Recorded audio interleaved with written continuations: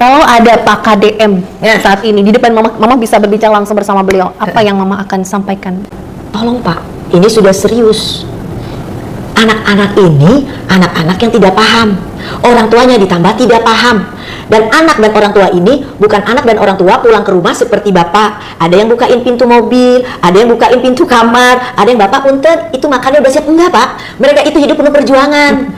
Jadi bapak tolong kalau buat kebijakan Pak, yang kira-kira rakyat bapak tuh udah tinggal bisa nelen. Mohon maaf Ibu, jika seseorang sudah memiliki mental kesatria, maka apapun rintangannya, dia akan menikmati prosesnya. Itulah orang-orang yang akan menjadi pemenang.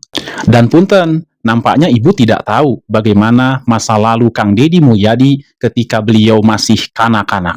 Ayah Anda tentara, Ya, tapi sepintas saya baca riwayat hidup Anda, kok hidup Anda lebih banyak prihatinnya, lebih banyak susahnya. Bismillahirrahmanirrahim. Assalamualaikum warahmatullahi ta'ala wabarakatuh. Sampurasun. Baraya, ada emak-emak yang menyampaikan pesan dan kritiknya untuk Kang Deddy Mulyadi. Akan tetapi dirasa pesan dan kritiknya ini ada kejanggalan. Baik, seperti apa? Kita simak terlebih dahulu kritiknya. Silakan. Kalau ada Pak KDM saat ini di depan Mama bisa berbicara langsung bersama beliau. Apa yang Mama akan sampaikan? Saya cuma mau bilang begini, Pak KDM, rakyat Bapak, saya cuma mau bilang dua hal.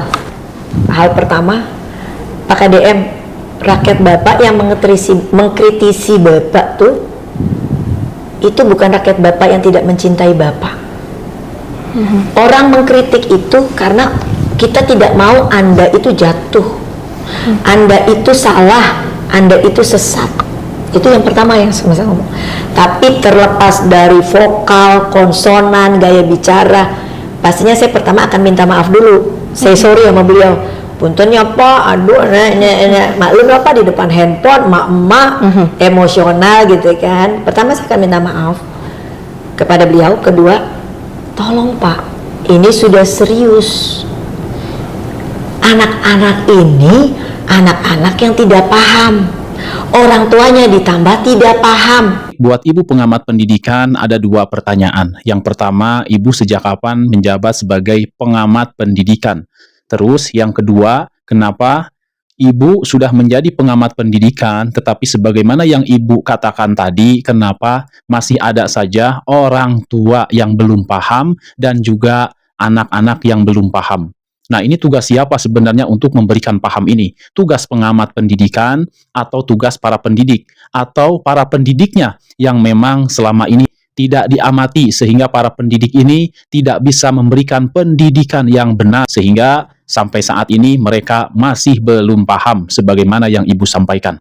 Dan anak dan orang tua ini bukan anak dan orang tua pulang ke rumah seperti bapak. Ada yang bukain pintu mobil, ada yang bukain pintu kamar, ada yang bapak punten, itu makannya udah siap. Enggak Pak, mereka itu hidup penuh perjuangan. Kang Deddy Mulyadi sebagai Gubernur Jawa Barat, beliau berhak mendapatkan hal itu. Kenapa harus dibahas seperti itu? Dan jika kita melihat kehidupan Kang Deddy Mulyadi dahulu, beliau pun sama. Beliau menjalani kehidupan ini dengan prihatin.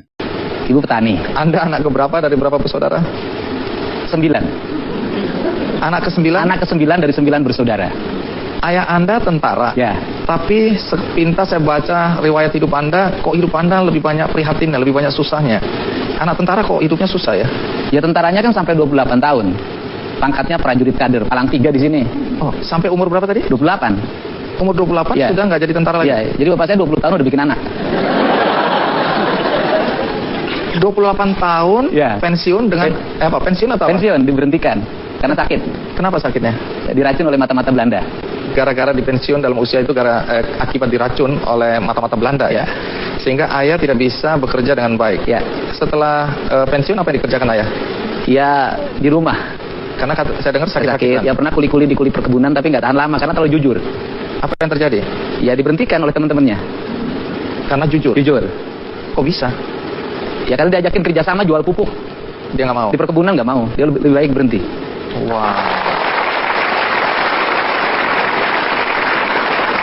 Nah setelah itu siapa yang mencari nafkah? Ya dari sawah, ibu saya yang sering ke sawah.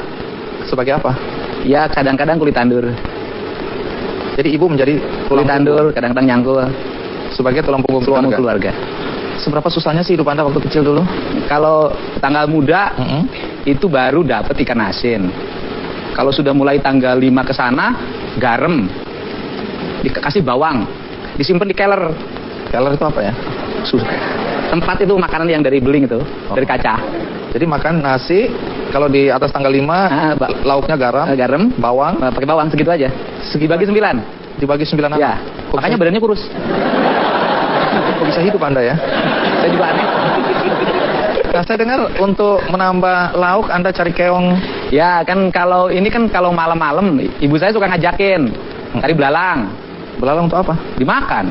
Belalang dimakan ya? Iya. Ini belalang sawah ini ya? Iya. Nah, soal jualan es mambu nanti saya tanyakan. Tapi sampai umur berapa Anda masih harus juga membantu orang tua untuk menambah lauk pauk gitu? Karena saya dengar Anda juga bekerja ya? Ya itu sampai SMA. Sampai SMA? Iya. Baik, sebelum kita lanjutkan ya, karena menarik untuk tahu Anda jual es mambu dulu. Kenapa jual es mambu? Jual layang-layang ya, macam-macam. Termasuk Anda juga ada urusan dengan batu bata ya? Ya. Jadi untuk sukses mungkin ada urusan dengan batu bata juga gitu ya. Nanti ada cerita, tapi sekarang jadi Anda pernah jadi tukang ojek? Ya. Di daerah mana itu? Di Kampung Sukadaya, Desa Sukasari, Subang. Berapa penghasilan tukang ojek sehari? 2000. Jadi kenapa Anda sampai harus jadi tukang ojek? Ya nambahin buat dia sekolah. Cari rumput. Itu Ya. juga untuk pakan ternak. Untuk kambing. Saya kan waktu sejak kelas 1 SD punya kambing. Menarik. Domba lah kalau di Subang. Soal jualan es mambu dan lain-lain itu kenapa ya? Ya es bambu itu kan saya pengen makan es kayak orang, tapi nggak punya duit. Terus? Ya akhirnya gimana caranya bisa makan es? Cita-citanya cuma makan es. Yang ngambilnya dari Mang Rojak, tetangga. Oh, masih kenal Mang Rojak ya? Oh masih Haji Rojak. Terus? Nah kemudian dapat 50 kan satu kali tempatnya itu 50 itu dapat pelingnya 5 lebihnya. Lebihnya itu untuk boleh dimakan. Nah saya malah ketika dagang itu malah nggak makan karena sayang diuangin semuanya. Oh. Naluri bisnisnya udah mulai nih ya? Ya. Nah, jual layang-layang juga? Layang-layang waktu SMP. SMP jual SMP layang-layang. saya lihat orang main layang-layang, saya pengen main layang-layang tapi nggak beli. Ya coba kita jualin pinjem uang orang. Kemudian akhirnya ketika sudah beli sayang juga kalau dipakai main layang-layang.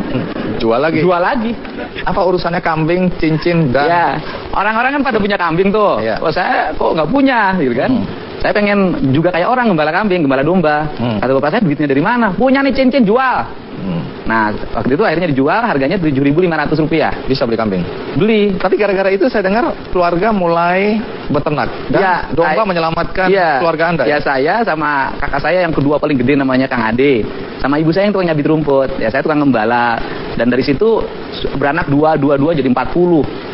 Oke, domba menyelamatkan keluarga Anda karena saya dengar sekolah apa segala macam dibiayai dari Iya, ternak domba dari itu tadi situ, ya. iya. Jual bata itu bagaimana ceritanya? Ya bukan jual. Jadi gini Apa? kan kalau kita suka pengen punya duit juga. Kalau buat hari raya lebaran kan buat beli baju baru. Iya. Nah itu saya suka kuli mikul.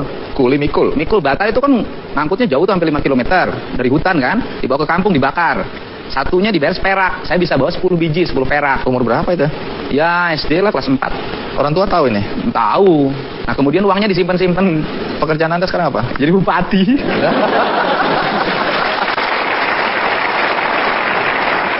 Bupati mana? Purwakarta. Bupati Purwakarta.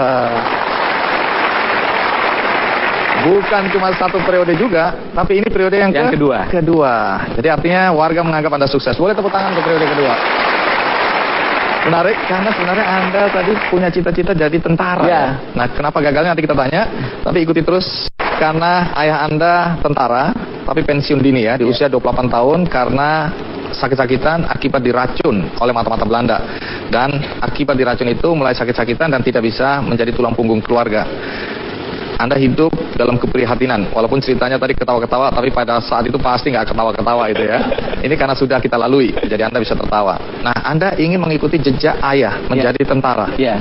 Alasannya apa persisnya? Ya karena seneng waktu itu saya seneng banget sama Jenderal TNI M. Yusuf. Pak Yusuf ya. Iya. Jadi saya lihat, wah hebat banget, saya pengen kayak dia gitu. Terus apa yang Anda lakukan? Ya lulus SMA daftar tentara. Daftar kemana? Pertama Kabri. Lolos atau tidak? Enggak. Kenapa nggak lolos? Berat badannya kurang, cuma 46 kg. Padahal batas minimal 55. gagal. Gagal lewat. Ini bukan karena kemampuan ini ya. Kan? Dan mungkin agak bodoh juga. Saya nggak bilang gitu loh ya. Walaupun saya senang dengan jawaban itu.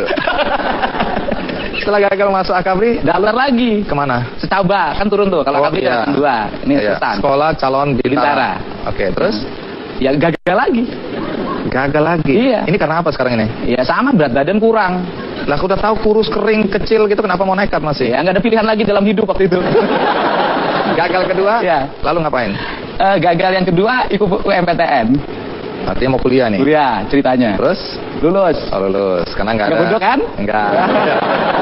Ya. Walaupun saya nggak tahu nilainya pas-pasan gitu ya. Lolos. Lulus. Masuk di mana waktu itu? 4. Jurusan? Fakultas Hukum. Ini kan anak miskin ya, minta maaf ya. Hmm. Dari mana biaya kuliahnya? Ya itu nggak jadi. Maksudnya? Yang nggak diambil. Oh, lulus tapi nggak dilanjutkan? Ya nggak, bukan dilanjutkan, diambil aja enggak. Oh, diambil aja enggak? Jadi lulus tapi nggak masuk? Iya nggak daftar ulang. Oh, terus jadi Cuman lihat di koran ada namanya, ya sudahlah. karena apa? Nggak punya duit. Oh alah, jadi dugaan saya benar ya? Benar sekali. Ya. Lalu ngapain? Ya waktu habis itu pergi ke Purwakarta. Untuk? Ya daripada di rumah bengong, bingung, ikut sama kakak saya. Kakak ini orang kaya? Oh repot. Apa, kaya dan repot apa? Dia asalnya kerja di PDAM, Ah. kepala bagian. Iya. Tapi nasibnya jelek, jadi tukang jaga genset diturunin. Terus Anda tumpangi? Iya ditumpangin. Semakin susah dong Iya, itu. rumahnya ngontrak. Mau roboh gini aja rumahnya. Lah kok Anda nggak kasihan? Ya sekalian lah biar belangsaknya bareng. Tapi dari cerita itu akhirnya Anda kuliah ya? Ya di situ saya itu kakak saya itu penghasilannya 10.000 per bulan, sisa gaji potongan bank. Jadi tuh kalau belanja disekaligusin, beli ikan asin, beli gudeg itu gudeg dikasih dagingnya bukan dagingnya, tapi tulangnya itu bertahan 2 minggu. Angetin lagi makan lagi, angetin makan lagi. Nah dari saya nggak dikasih tempat tidur karena cuma 1 dia punya, Tidur di mana? di lantai, nggak pakai bantal, nggak pakai apa-apa, Bertahan berapa lama? setahun. Yang jadi tukang ojek waktu itu ini, masa-masa ini? Bukan waktu SMA. Oh, ini Udah lewat, udah lulus SMA. Oh, ini sudah lulus ya? Tidur. Jadi kalau akibat tidur itu mungkin karena dingin dan lapar tiap malam tuh bangun. Terus? Ya sholat. Oh, ada positifnya. Ada positifnya. Jadi belangsak itu memang membuat kita ingat Tuhan. Ingat Tuhan. Bukan berarti sekarang nggak ingat Oh loh ya? ingat pasti, Ingat, kalau sekarang lebih ingat lagi. Fix ya Ibu, jadi kehidupan Kang Deddy Mulyadi itu, beliau itu hidup prihatin. Demikian Baraya, mohon maaf bila ada salah kata. Wabillahi taufiq wal hidayah. Wassalamualaikum warahmatullahi ta'ala wabarakatuh. Terima kasih.